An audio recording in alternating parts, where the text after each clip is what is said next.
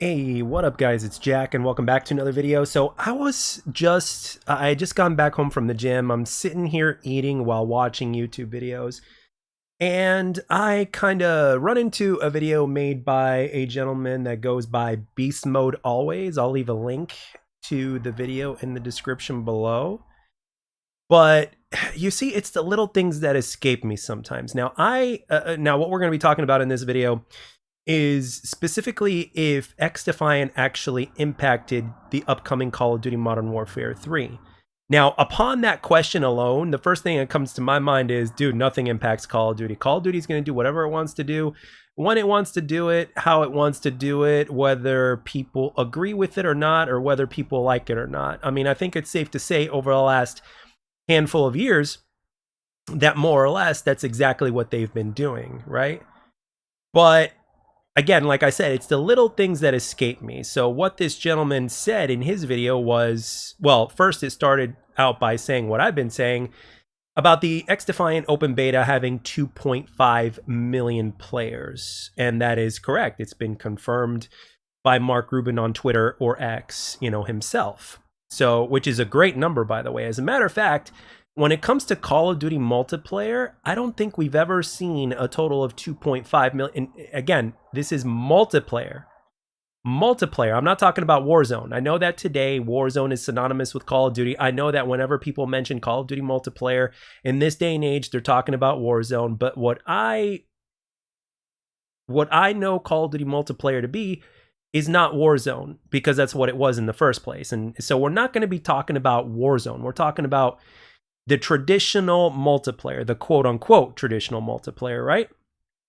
So I remember, I think back in the day during like Black Ops 1, for the Xbox 360 alone, we had like over 1 million players or something like that back when they had player count. And then of course you add in the PS3, it's probably going to be a little over 2 million players, if not close to that, right? It might even be more than that, slightly, right?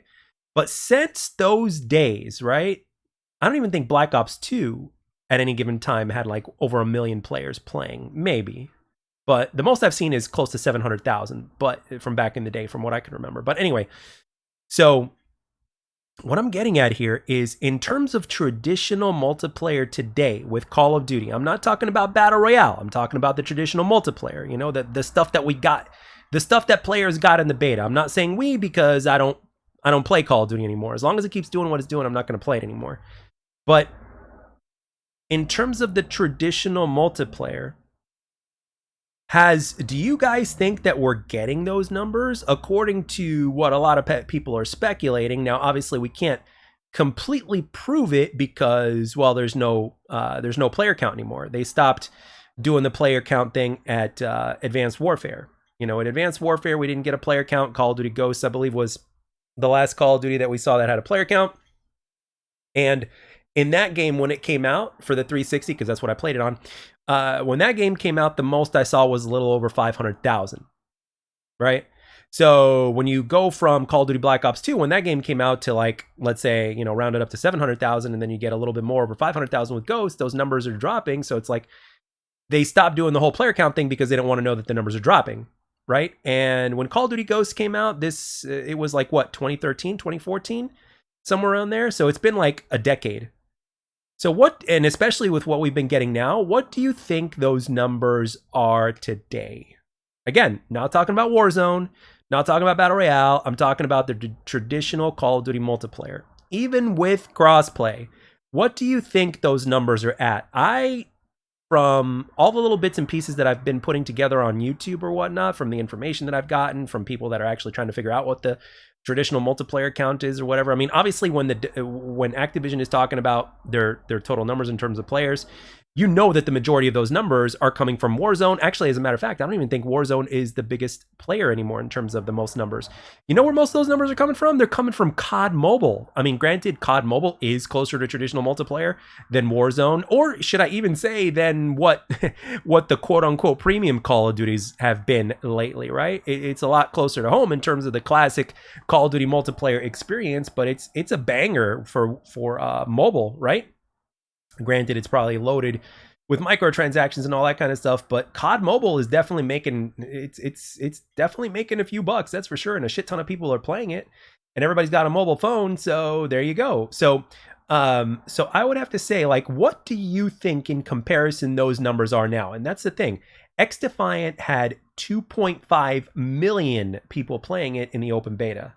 Okay, so if Call of Duty's traditional multiplayer today is not at those numbers or anywhere near those numbers, don't you guys think that they're going to do something to, you know, kind of try to mitigate that? I mean, the thing is, it's possible that they may have, but at the same time, it's possible that they have not. Because again, Activision is all about numbers. So if they see that the numbers are coming from Warzone and from COD Mobile, they're not going to give nearly as much of a fuck about the traditional multiplayer. Sure, they're going to try to hype it up and stuff like that. They're going to have the shill content creators, you know, talk good things about it and stuff like that. A lot of people are saying COD is back and all that kind of stuff, dude.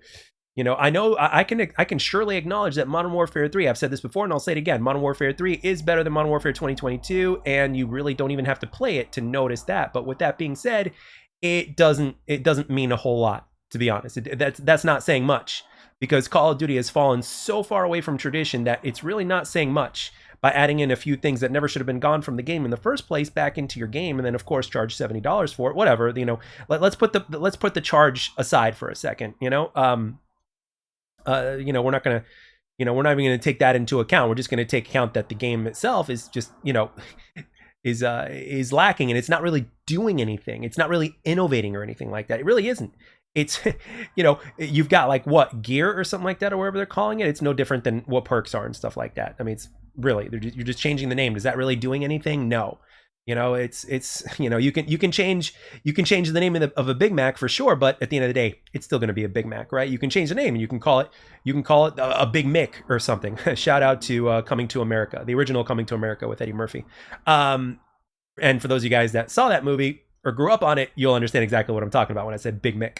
But anyway, so you guys get the point here. There really hasn't been any sort of innovation or anything. They just kind of add things, take away things, you know, change the names up a little bit. Skill-based matchmaking is the same as always, even though it shouldn't be called skill-based matchmaking. It should be called engagement optimization matchmaking, but it's called skill-based matchmaking because that's what people know it as. Has anything else changed? No. So when you look at it like that, it's like, did they change it because maybe Sledgehammer Games, you know, I mean, if you think about it, Sledgehammer Games is pretty much cutting and pasting exactly what they've been doing the last couple of times.